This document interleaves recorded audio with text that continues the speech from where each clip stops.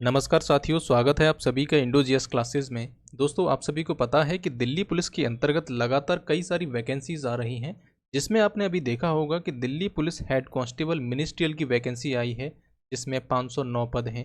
इसके साथ ही अभी भी इसमें फॉर्म फिल हो रहे हैं, जैसे कि दिल्ली पुलिस कांस्टेबल की जो भर्ती आई है 7565 पोस्ट इसमें हैं, इसके भी फॉर्म अभी भरे जा रहे हैं।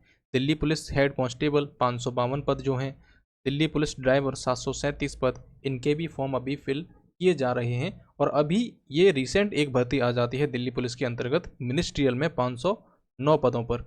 तो इसके बारे में आज हम समझने वाले हैं कि दिल्ली पुलिस जो है बैक टू बैक वैकेंसीज दे रही है, जिसमें आपकी दिल्ली पुलिस के अंतर्गत जो मिनिस्ट्रियल की वैकेंसी है उसमें आपका सिलेबस क्या रहेगा, आपका एग्ज़ाम पैटर्न क्या रहेगा, कितने फॉर्म्स हैं और कौन से सर्टिफिकेट आपको लगाना है, ये सब के बारे में जितना भी डिटेल है आज इस क्लास में हम समझने वाले हैं। तो ये आपका नोटिफिकेशन है, उसका नोटिस है जो दिल्ली पुलिस की ओर से जारी किया गया है, एसएससी की ओर से जारी किया गया है, हेड कांस्टेबल मिनिस्ट्रियल इन दिल्ली पुलिस एग्जामिनेशन 2025। तो इसके फॉर्म जो हैं भैया 29/9/2025 मतलब 29 सितंबर 2025 से भरना प्रारंभ हो चुके हैं और 20 अक्टूबर 2025 तक ये फिल किए जाएंगे, जिसमें आपकी लास्ट डेट है आपकी 20 अक्टूबर 2025। तो आपको ज़्यादा समय इसमें यहाँ पर नहीं दिया गया है, बहुत ही कम समय में आपको ये फॉर्म फिल करने हैं। साथ ही इसमें जो करेक्शन के लिए डेट दे रखी है, Windows for online application form correction and online payment of correction charges, तो 27 तारीख मतलब 20 तारीख आपकी लास्ट डेट है, फिर 27 से लेकर 29 तारीख आपकी करेक्शन विंडो ओपन होगी, जिसमें आप कोई भी चीज़ करेक्ट कर सकते हो अपने फॉर्म के अंतर्गत। यहाँ पर बात की जाती है कि आपका एग्ज़ाम कब होगा, तो इसमें भी डेट दे रखी है कि दिसंबर 2025 से जनवरी 2026 के बीच में आपका करा लिया जाएगा, मतलब ये दिसंबर का महीना और जनवरी के बीच में आपका एग्ज़ाम करा लिया जाएगा। अब इस समय कई सारी भर्तियाँ और भी चल रही हैं, जैसे कि दिल्ली पुलिस कांस्टेबल की भी है, एसएससी की और भी भर्तियाँ हैं। तो अब ये मैटर करता है कि एसएससी इसे पहले कराएगा कि उन्हें पहले कराएगा, ये हम अभी नहीं कह सकते। अब आगे देखते हैं इसमें आपका एग्ज़ाम जो होगा कंप्यूटर बेस्ड होगा, कंप्यूटर पर आप बैठोगे, जिसमें आपको एग्ज़ाम देना होगा। इंग्लिश एंड हिंदी इन दो लैंग्वेज में ये पेपर होगा। बात करें अगर हम सैलरी की, पे मैट्रिक्स, तो लेवल 4 पर ये भर्ती है, जिसमें आपकी एवरेज सैलरी अगर हम बात करें तो लगभग 50,000 से 55,000 के बीच में आपको इसके अंतर्गत सैलरी देखने को मिलेगी। अब अगर हम बात करें कि इसमें एज लिमिट कितनी होगी, तो 18 से 25 वर्ष के जितने भी कैंडिडेट हैं वो इसमें फॉर्म फिल कर सकते हैं। यहाँ पर स्पष्ट किया गया है कि कैंडिडेट जो हैं 2/7 सन 2000 से पहले जन्मे नहीं होने चाहिए, मतलब उनका जन्म जो है 2/7 सन 2000 से पहले का नहीं होना चाहिए, साथ ही 1/7 सन 2007 से 7 के बाद नहीं होना चाहिए। मतलब इन दो डेट्स के बीच में ही कैंडिडेट जो होंगे वो फॉर्म फिल करेंगे। साथ ही जो कैंडिडेट 25 साल से ऊपर हैं, जैसे कि SC ST, तो यहाँ पर उन्हें 5 साल की छूट दे रखी है। OBC के लिए 3 साल और हैंडीकैप्ड जो हैं उनको 10 वर्ष की यहाँ पर छूट दे रखी है। तो इस प्रकार से यहाँ पर जो है एज रिलैक्सेशन दिया गया है। SC ST 5 years, OBC 3 years, मतलब अगर आप SC ST कैंडिडेट हैं तो अगर आपकी उम्र 25 से ज़्यादा है तो भी फॉर्म फिल कर सकेंगे। OBC हैं तो 25 से ज़्यादा है तो भी फॉर्म फिल कर सकेंगे तकरीबन 28 साल तक। तो यहाँ पर ये जो है एज में छूट दे रखी है। अब आगे समझिए, यहाँ पर आपको जो है सर्टिफिकेट के बारे में बताया गया है कि जो आप सर्टिफिकेट लगाओगे एज रिलैक्सेशन के लिए, कास्ट सर्टिफिकेट जो होगा, जैसे कि OBC का हुआ, EWS का हुआ, इसमें सबसे बड़ी समस्या आती है। तो ये जो है एक पर्याप्त जो फॉर्मेट दे रखा है उसमें होने चाहिए, साथ ही जो अथॉरिटी डिमांड की गई उसके द्वारा जारी किया जाना चाहिए। अदरवाइज आपका जो सर्टिफिकेट है वो SC ST OBC किसी का भी हो, आप जनरल में काउंट किए जाओगे।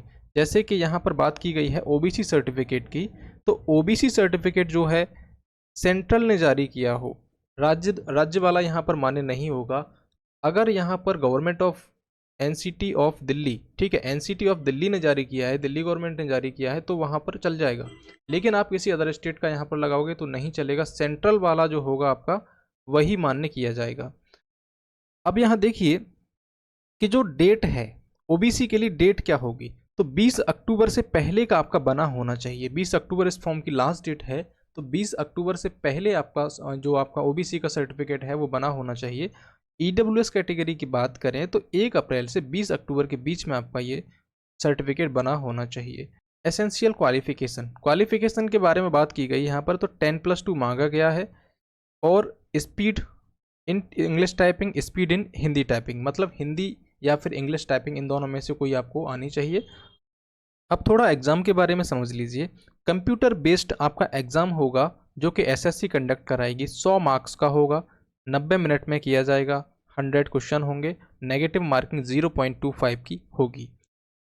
100 मार्क्स का होगा, एक नंबर मिलेगा आपको एक प्रश्न पर। टोटल 100 क्वेश्चन होंगे, 100 मार्क्स होंगे, 90 मिनट मतलब आपका 1.5 घंटे का टाइम मिलेगा, 0.25 का आपका नेगेटिव मार्किंग होगा। फिजिकल होगा, इसमें क्वालिफाइंग होगा, टाइपिंग टेस्ट ऑन कंप्यूटर, इसके आपको 25 नंबर मिलेंगे। मतलब ये टोटल जो होगा 125 मार्क्स का पेपर होगा। 100 नंबर आपका जो कंप्यूटर बेस्ड एग्जाम है उसके, और 25 नंबर जो है टाइपिंग टेस्ट के। कंप्यूटर फॉर्मेटिंग टेस्ट ये भी किया जाएगा और ये भी क्वालिफाइंग होगा। आगे हम इसे समझेंगे कि कंप्यूटर फॉर्मेटिंग टेस्ट क्या है और टाइपिंग टेस्ट कैसे होगा, इसके बारे में भी जानेंगे।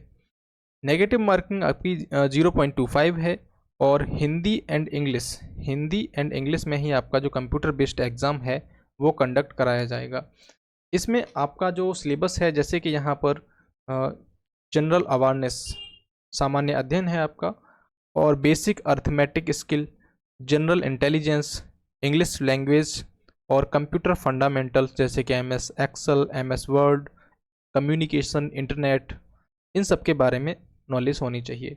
तो आपका जो जीके है वो 20 नंबर का, और मैथ 20 नंबर का, जनरल इंटेलिजेंस से आपका हो गया कि रीजनिंग आपकी 25 नंबर की आ रही है, इंग्लिश जो है 25 नंबर की है, कंप्यूटर के बारे में जो फंडामेंटल्स हैं वो 10 नंबर के हैं। इस हिसाब से आपके टोटल 100 क्वेश्चन हो गए और 100 ही मार्क्स के हैं ये।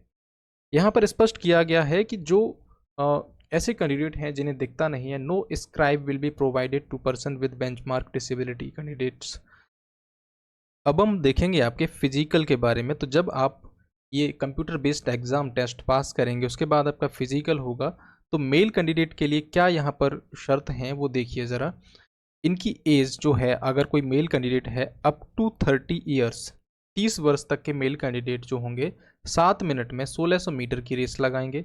लॉन्ग जंप की बात करें तो 12.5 फीट, और हाई जंप जो है 3.5 फीट की इनको लगानी होगी, जो 30 साल तक के कैंडिडेट हैं।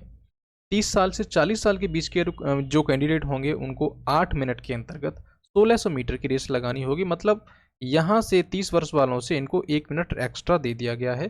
साथ ही 11.5 फीट इनकी लॉन्ग जंप, और 3 सही 1/4 फीट आपकी हाई जंप, मतलब 3 फुट 3 इंच।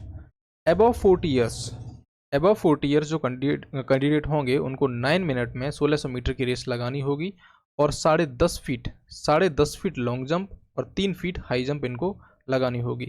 बात करें फीमेल कैंडिडेट के फिजिकल की, तो अप टू 30 वर्ष तक की जो वीमेन कैंडिडेट होंगी उनको 5 मिनट में 800 मीटर की रेस लगानी है, 9 फीट लॉन्ग जंप और 3 फीट जो है high jump. Above 30 and 40, 6 minute में इनको 800 मीटर की रेस, और 8 फीट जो है आपके लॉन्ग जंप लगानी होगी, और 2.5 फीट आपका हाई जंप होगा, ऐसे ही अबव 40 ईयर्स में। अब यहाँ पर आगे समझते हैं physical measurement male and female. तो यहाँ पर जो है मेल की अगर हम बात करें तो हाइट 165 सेंटीमीटर मांगी गई है। दिल्ली पुलिस की आप अदर भर्ती से देखोगे जिनमें 170 सेंटीमीटर मांगी गई है, लेकिन ये मिनिस्ट्रियल वाली भर्ती है। यहाँ पर आपको कंप्यूटर पे बैठ के काम करना है, ऑफिस का काम होगा, और आपका 10 to 6 या 9 to 6 जो भी आपका टाइम होगा वो फिक्स रहेगा, सैटरडे संडे ऑफ रहेगा। ये वाली भर्ती है, तो बड़ा ही शानदार भर्ती है ये, इसमें हर कोई जाना चाहता है।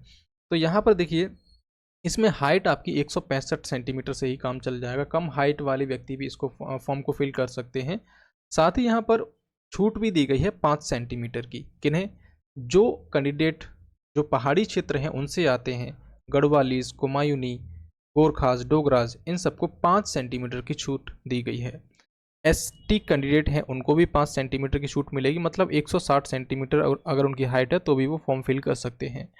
अगर आपके पिता दिल्ली पुलिस में सर्विस दे रहे हैं या फिर रिटायर्ड हैं तो भी आपको छूट मिलेगी। चेस्ट की बात करें तो मिनिमम 78 सेंटीमीटर होना चाहिए, 82 centimetre with minimum of 4 centimetre expansion. ठीक है, तो 4 सेंटीमीटर आपका सीना फूलना चाहिए। अब यहाँ देखिए एसटी कैंडिडेट इनको 5 सेंटीमीटर की छूट मिली है, साथ ही जो हिल एरियाज से हैं उन सभी को। फीमेल कैंडिडेट की बात करें तो इनकी हाइट जो है यहाँ पर 157 सेंटीमीटर होनी चाहिए और 5 सेंटीमीटर की इनको छूट मिली है। ऐसे कैंडिडेट जो हिल एरिया से संबंधित हैं, एससी या फिर एसटी कैंडिडेट हैं। अब यहाँ पर देखिए एससी और एसटी दोनों ले रखे हैं। अगर कोई वुमेन एससी से संबंधित हैं, एसटी से संबंधित हैं, तो उनको 5 सेंटीमीटर की अतिरिक्त छूट मिल जाएगी हाइट में। मगर मतलब यहाँ पर 152 सेंटीमीटर अगर उनकी हाइट है तो भी वो फॉर्म फिल कर सकेंगी। अगर उनके पिता दिल्ली पुलिस में है तो भी उनको 5 सेंटीमीटर की छूट मिलेगी हाइट के अंतर्गत। No physical endurance and measurement test for person with benchmark disability candidate, मतलब जो बेंचमार्क डिसेबिलिटी कैंडिडेट हैं उनके लिए कोई फिजिकल वगैरह नहीं होगा। अब यहाँ समझिए, आप फिजिकल के बारे में थोड़ा सा और समझते हैं। जो आपका फिजिकल होगा वो 3 सेंटर्स हैं दिल्ली के अंतर्गत, वहीं पर होता है, जैसे कि Delhi police academy campus Wazirabad के अंतर्गत, झरोदा कलां और किंग्सवे कैंप जो कि आपका जीटीवी नगर के पास में है। तो ये 3 सेंटर पर आपका फिजिकल होगा। और फिजिकल में आप जो रनिंग वगैरह करोगे उसमें RFID टैग होंगे, वो अपने आप काउंट होते चले जाएंगे। हालांकि आपको काउंट करना पड़ेगा, पैरों में ये बांध दिया जाता है एक चिप टाइप का, वो मशीन काउंट करती रहती है आपने कितने चक्कर लगाए, ये सारी चीज़ें। टाइपिंग टेस्ट के अगर की बात करें अगर हम, तो कंप्यूटर पर होगा ये। इसमें 25 मार्क्स होंगे, आपके टोटल 25 मार्क्स होंगे और 10 मिनट का टाइम दिया जाएगा आपको। The test shall be 10 minute duration, और यहाँ पर देखिए the typing test shall be 10 minute duration. Minimum qualifying speed shall be 30 word per minute in English और 25 वर्ड पर मिनट इन हिंदी। तो 30 WPM की आपकी स्पीड इंग्लिश में होनी चाहिए, 25 WPM की आपकी स्पीड हिंदी के अंतर्गत होनी चाहिए। देखिए यहाँ पर टेस्ट जो है आपको हिंदी या फिर इंग्लिश किसी एक को चूज़ करना होगा, उसी में ही देना होगा कंप्यूटर का जो टाइपिंग का है। तो मैंने माना कि यहाँ पर इंग्लिश का मैंने चूज़ किया, तो 30 वर्ड पर मिनट मेरी स्पीड नहीं है, तो मैं क्वालिफाई नहीं कर पाऊँगा, डिसक्वालीफाई हो जाऊँगा। यहाँ पर स्पष्ट रूप से लिख दिया है कि बिलो 30 WPM डिसक्वालीफाई हो जाओगे आप, बिलो 25 WPM हिंदी के अंतर्गत आप डिसक्वालीफाई हो। मिनिमम जो आपकी स्पीड होनी चाहिए टाइपिंग की वो 30 वर्ड पर मिनट होनी चाहिए।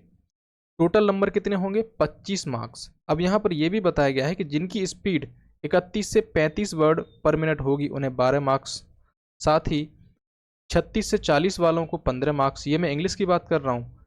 46 से 50 होगी 21 मार्क्स और अबव 50 25 मार्क्स। अबव 50 ये बहुत ही खतरनाक वाली टाइपिंग होती है भाई। आगे आप यहाँ पर देखिए, इसमें बहुत ज़्यादा टफ करके रखा है, तो मिस्टेक के बारे में समझिए। यहाँ पर मान लीजिए आपने 200 वर्ड्स हैं, ठीक है, 400 वर्ड्स हैं, 400 वर्ड टाइप किए, 400 वर्ड जो हैं 10 मिनट में टाइप किए, तो टोटल आपके 40 WPM का स्पीड निकल कर आ गया।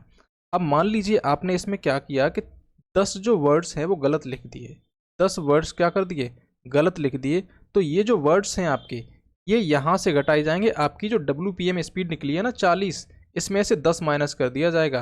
आप सोचो कि 400 वर्ड मैंने गलत किए हैं तो माइनस के 10 कर देंगे, इसमें से 390 आ गई। ऐसा नहीं होगा, आपने जो वर्ड गलत किए हैं वो WPM से घटाए जाएंगे।